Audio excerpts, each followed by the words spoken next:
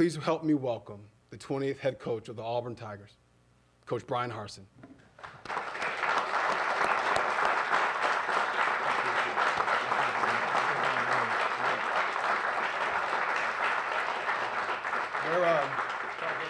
Huh? Oh, what's up, Todd? I told you Todd's like a shadow, except for when he's far away sometimes. You can't see him. We'll do one this way. Okay, we're going to turn it around, Todd. Perfect. Thank you very much. I'll hold on to this. Are you going to wear it? You're probably going to wear it now, aren't you? You got it.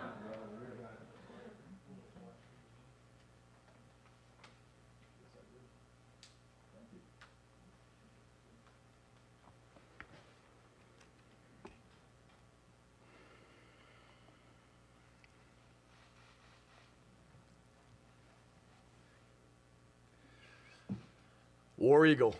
War Eagle. Feels good to say that.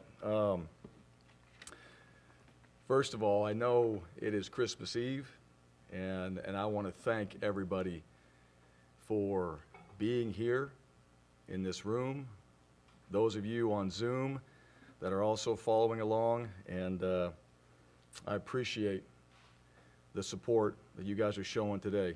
This is certainly an exciting day for me and for my family. And President Gouge, Alan, thank you, and I'll get into that a little bit more, but it means so much to be standing here as Auburn's head football coach and to be a part of this university and this program. And it's been an incredible journey, a lot of incredible memories to get here, and certainly what I found through this process is there's tremendous and special people that are in this program, and we plan to do special things along the way. My family, Alan mentioned that, and that was the first thing when he asked me, who is Bryan Harsin? The first thing that I'm going to tell you, and I'll say it right now, I am about family, and I have two of them with me here today, the other two at home, but it starts, and I'm not going to look at her right now, all right? Because if I do, I know what the outcome will be here. So my wife, Kess, and Alan mentioned it, I wouldn't be in this position today without her. It started back when I was 14 years old. I knew what a 5-star was then, all right? And I figured that out, and I've been recruiting her every day since, all right? So I understand the battle it takes to keep somebody like that around here. But Kess and I have been together a long time, and anything in our lives of significance that we've ever done, we've done together. We've had some amazing opportunities in our lives with some amazing people. And every single one of those, we've been together. And Kess and I have been married 20 years, and this decision was simple. She was excited about it.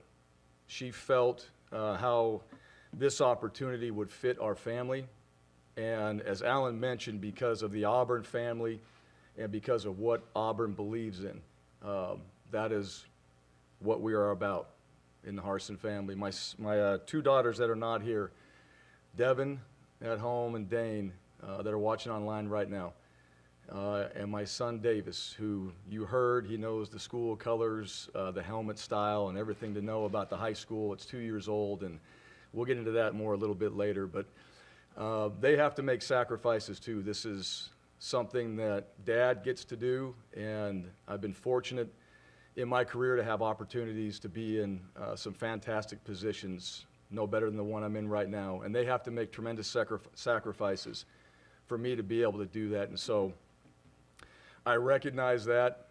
They support their dad, they support our family.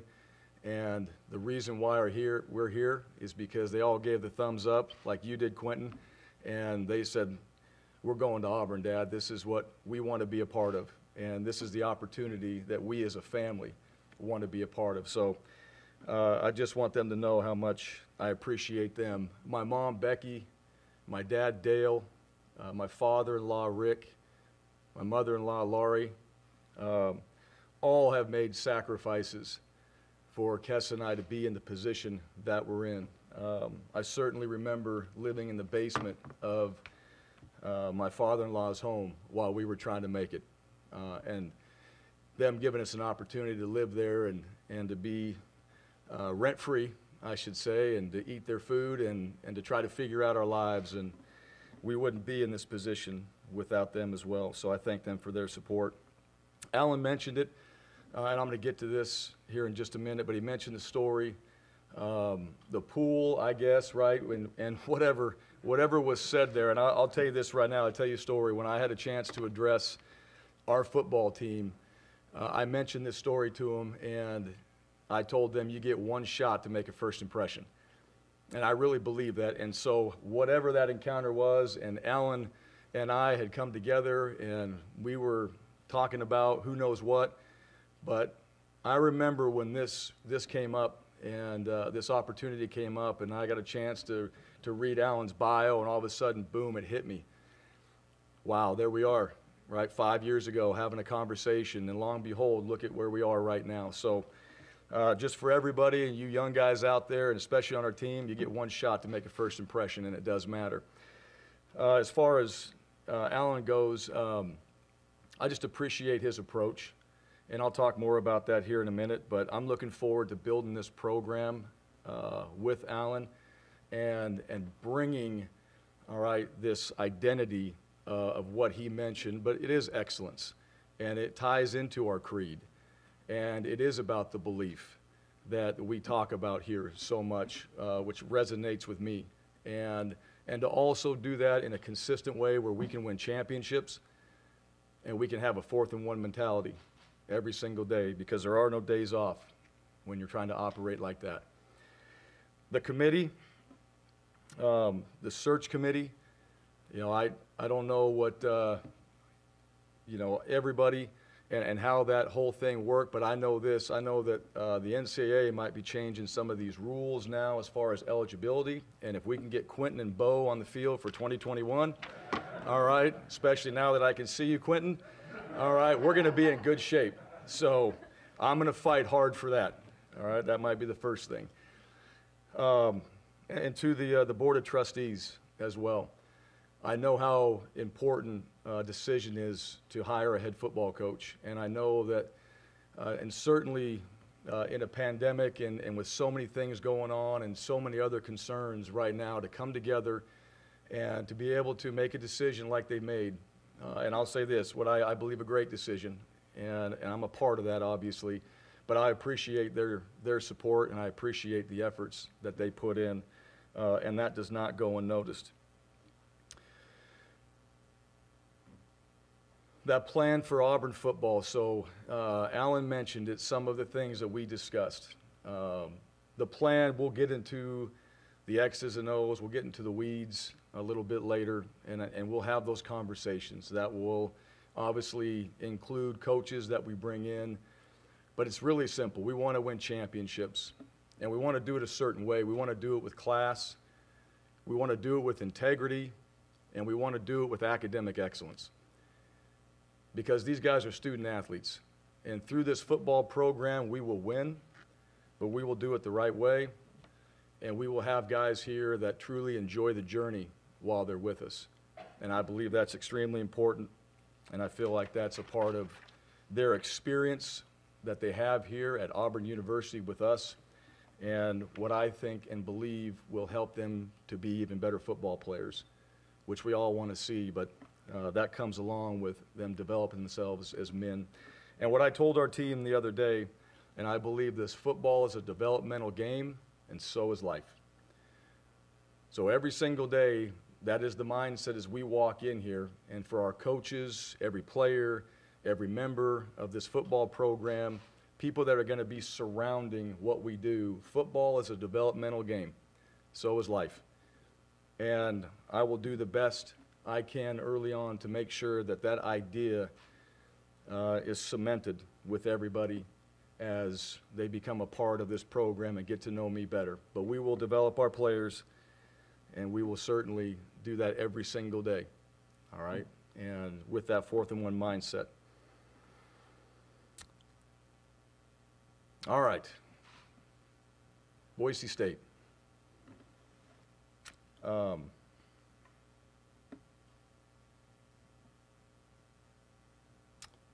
So you all know I spent a majority of my career at Boise State.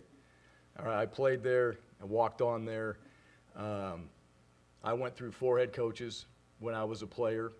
So I told our team, I understand what that feels like to have coaches and to go through changes like that. But I had a wonderful experience at Boise. And there was no other place other than Auburn University that was going to pull me away from a program like that. Spent several years there as the head coach. Prior to that as a coordinator, a tight ends coach, and a player. And when I left, the goal was to come back to Boise. And we were able to do that, all right, thanks to Chris Peterson and his decision. All right, that helped. But during that time, we set out to do the same things I'm talking about right now. How do we win championships and do it the right way? How do we bring in the best players and the best people and surround our team with coaches and men of integrity and guys that can teach the game and want to develop our players and want to be a part of something great daily? And I thought we did that. I worked with unbelievable coaches through my time. And those assistant coaches gave everything they had for Boise State football. Those players that came in and wanted to play on that blue field gave everything they had for that program every day. And I think the results speak for themselves. There's been other opportunities, but not like this. And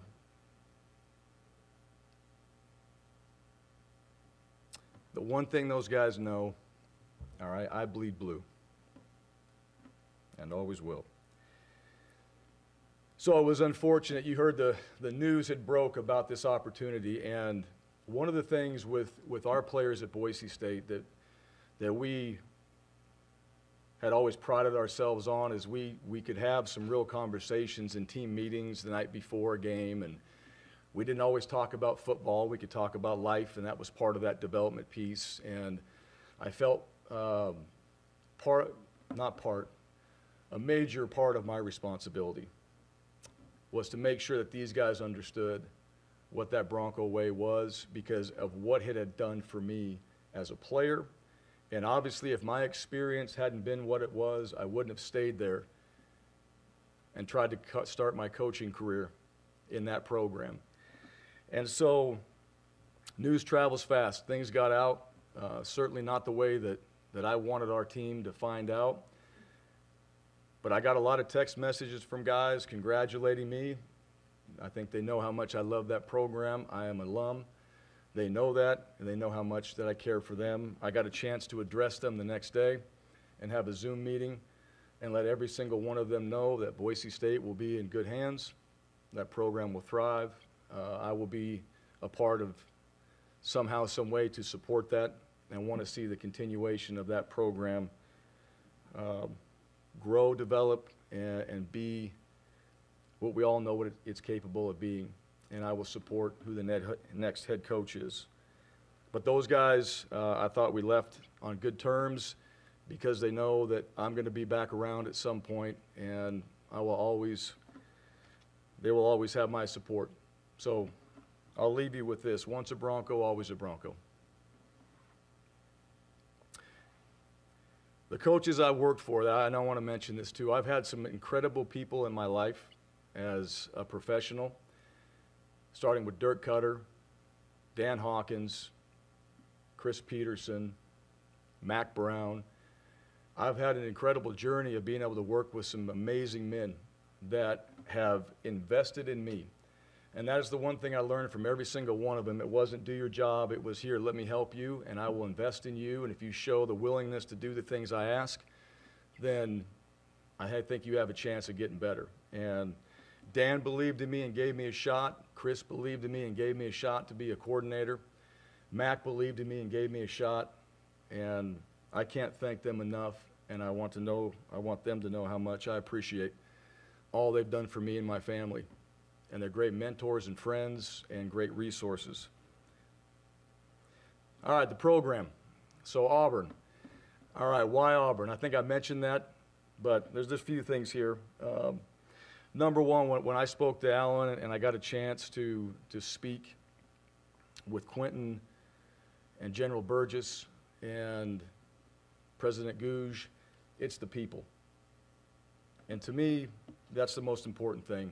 And when I got a chance to read the creed and to do some more research and to find out, all right, how this program has been built into what it is now and how this university has been built and the importance of Auburn University, you could tell, all right, that this is all about the people. And that resonates with me. And one of the things that I was told through this process that I need to know, and I went back and I looked at it, all right, was the creed. And the first thing that when I started to read the creed, I was told, hey, Bryan, you need to figure this out. You need to go do a little research and look at what this is and see what it means to you. All right, and I kept seeing, I believe in that. I believe. And it's very unique. The principles that are in it right now, I believe in. They fit who I am as a person. They fit who I am as a coach and what I believe in. And the things that stand out in the creed: work, hard work, education and knowledge, honesty and truthfulness, sound mind and sound body, mutual helpfulness, love of country, service, and God. Those are things that when I read that, and I read it several times because I needed to process that and see how that fit, and every single one of them did, because those have been the same things that we've been preaching, all right, that I've been around and I've been preaching as a coach and with the coaches that I've worked for and the programs I've been a part of. And that was very easy to understand. And those values are the values that I feel are important and certainly what we need here in our program at Auburn. There is no bigger platform, all right, from the football standpoint. There is no bigger platform than Auburn University and Auburn football, period, in my opinion. And that was one of the key reasons why I made this decision.